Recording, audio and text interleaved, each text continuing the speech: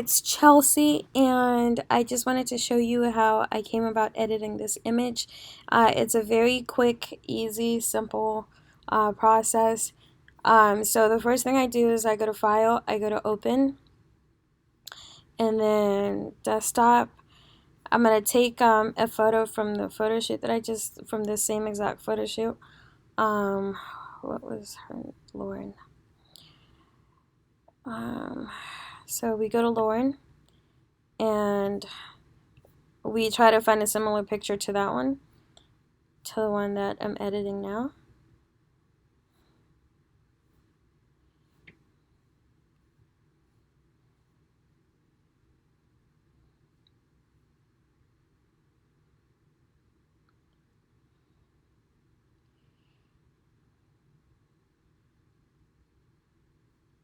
Let's see, which one do we like here? Quick look.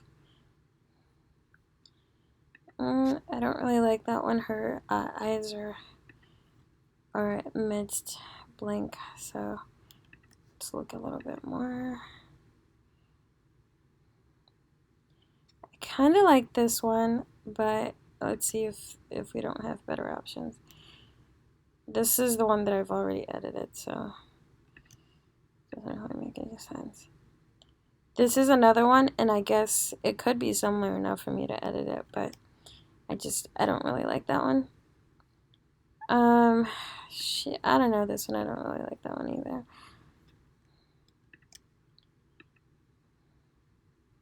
Okay, this one's good. So basically, as you can tell, what I was trying to do is just find a good photo to edit. You know, what makes a good photo, I guess, is the pose, how natural it looks. You know, her eyes, are they shadowed or are they in a good spot? Her skin, is it glowing? Blah blah. So I look for stuff like that when I'm looking for which photo to edit. Um, that's my bad.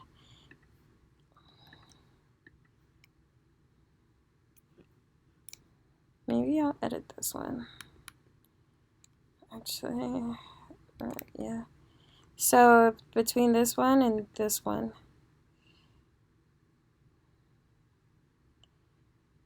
it's a tough call. She looks amazing in both of those photos. I don't know. Let's see. Let's look at this one again.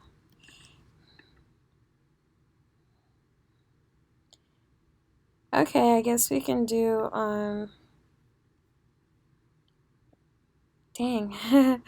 I'm so sorry, I can't decide. Um, okay, so, oh, my bad.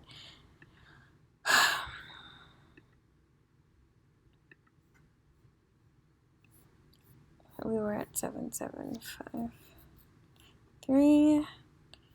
Okay, so I guess we'll go with this one, but you want to make sure that you edit the raw photo if you're brand new to taking photos. When you plan on editing your photos in Photoshop, make sure that you shoot in RAW, and RAW basically means it's a photo that carries a lot of information. You know, so it allows you to edit it without ruining the picture. I don't know if that makes any sense, but basically JPEG means it's ready to go on the internet, and this one means that, you know, you can go ahead and edit it. You know, you can edit more of the highlights, more of the shadows, blah blah blah. But you know, that's only if you're brand new. So we're just gonna go ahead and open this raw image. Raw images usually end in, if it's a Canon, it usually ends in CR2. If it's like a Nikon, I think it's, well, I don't know what Nikon ends in, but I don't know. As long as it doesn't say like JPEG, it's probably raw. Anyway, so what it's going to take you, Photoshop, where it's going to take you is this camera raw thing, folder, whatever. And basically what you do here is you just, I guess you put this is kind of like Lightroom, if you use Lightroom. So you just kind of adjust it, pre-adjust it before you take it into Photoshop. What I like to do here is, obviously it was sunny outside, and I feel like it's a little, it's a little, it's a little warm, so I'm going to take the temperature down a little bit to where I feel like it looks a little more natural. Okay, cool. And then what I'll also do is I'm going to bring the exposure down a little bit. I'm going to bring the contrast up a little bit. Bring the highlights down a little. The shadows up. And bring the whites up. I'm going to bring the blacks up. And then I'm going to take this clarity up and get a little crazy with it. Maybe bring the shadows and the blacks up a little bit more. Take up this clarity a little bit more.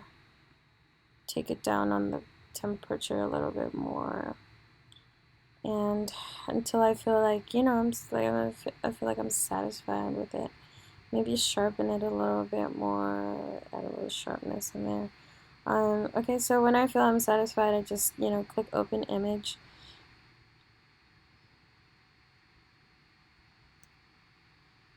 Alright, so once I get to Photoshop, the first thing I do is I'm going to go ahead and go to curves. Hold on a second. I wrote this down, so I'm gonna read from my phone. Okay, so we go to filter, new adjustment layer. Oh, my bad. We go to layer, new adjustment layer, and then we go to curves. And click OK. So we want this to be at 0, 0. And then we want to make a second thing here. We want to do input 128 and output 127. And then we want to make another click here. We want to make the input of that 188 and the output of that 198. Okay, and then this one, just leave it as it is, 255, 255. This is the RGB. Next, we're going to go to the reds. Click red. We're going to take this, we're going to leave this at 0, 0. We're going to take this one up a little bit, and we're going to put 122 for the input and 128 for the output.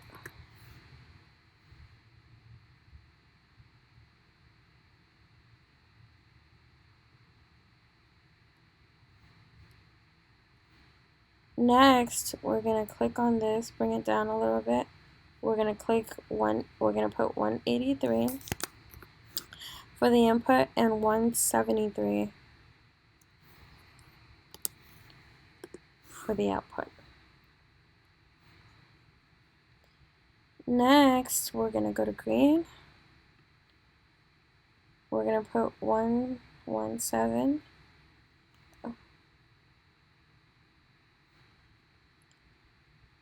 We're going to click and put 117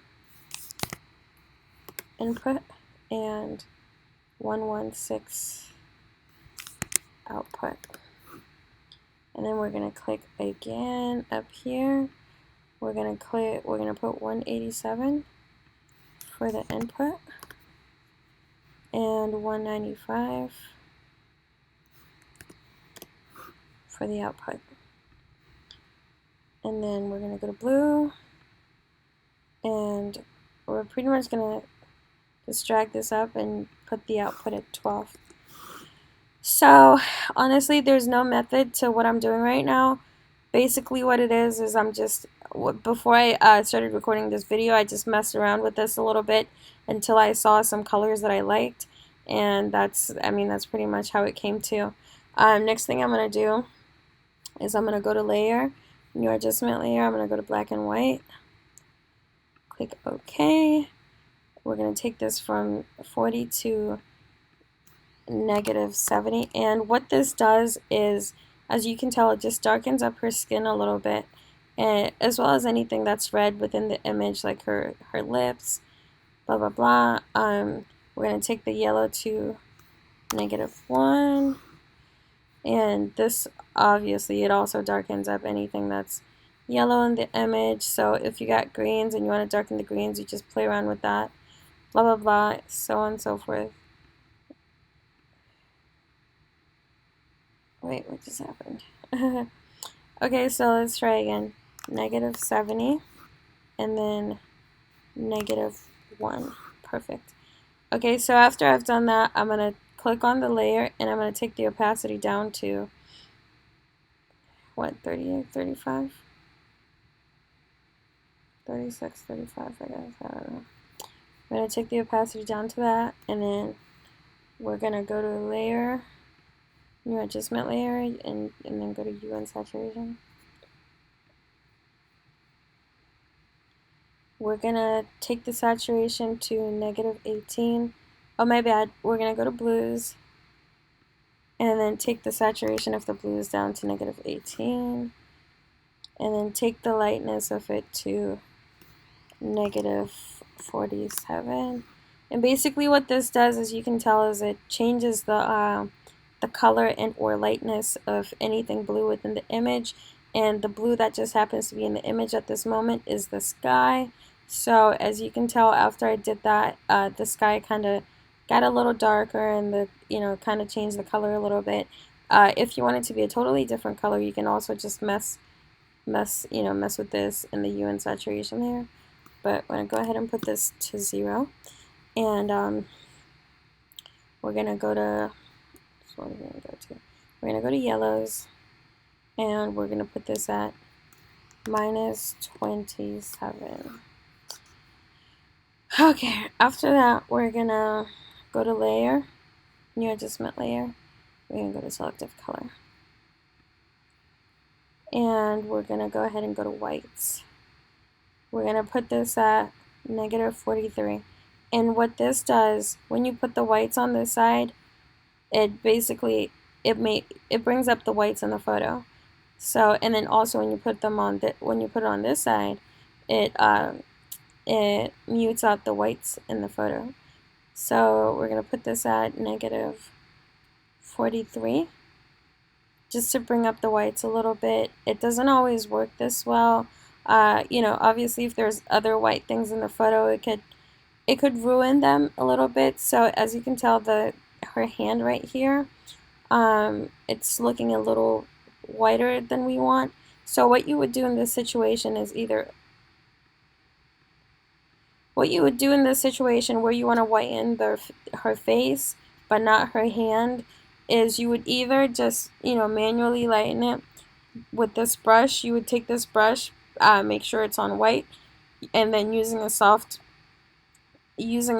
light mode and a low opacity, you would just go and like paint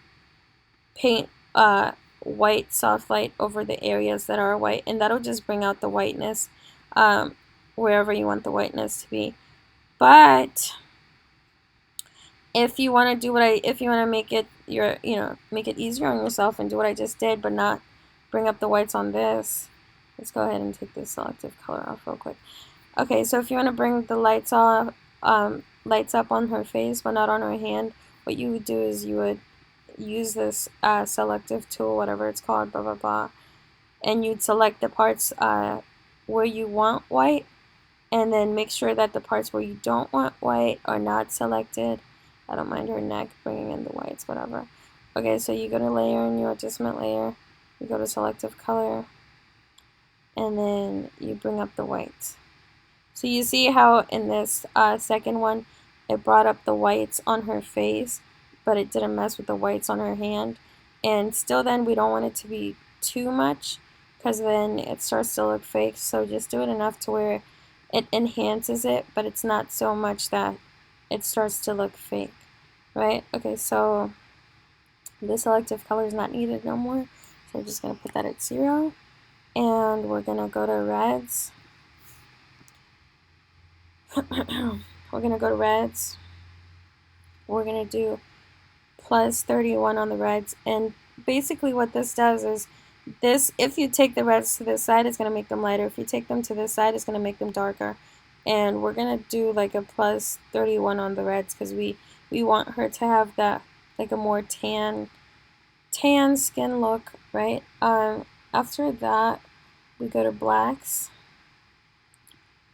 and take this to -2 on the cyan. go to +1 on the magenta. Oops. Okay, perfect. And then go to -7. -7 on the yellow. Right? Okay, so that's yep, that's it. That's how I came to get this image. This is the after, this is the before, this is the after. Before, after. So, like I said, there wasn't any method to this madness. All I did was I just played around with the colors a little bit to see what I could come up with. And, yep, it's as simple as that. Thank you so much for watching. I do have other videos, and I will be making a lot more videos, so please subscribe. Bye-bye.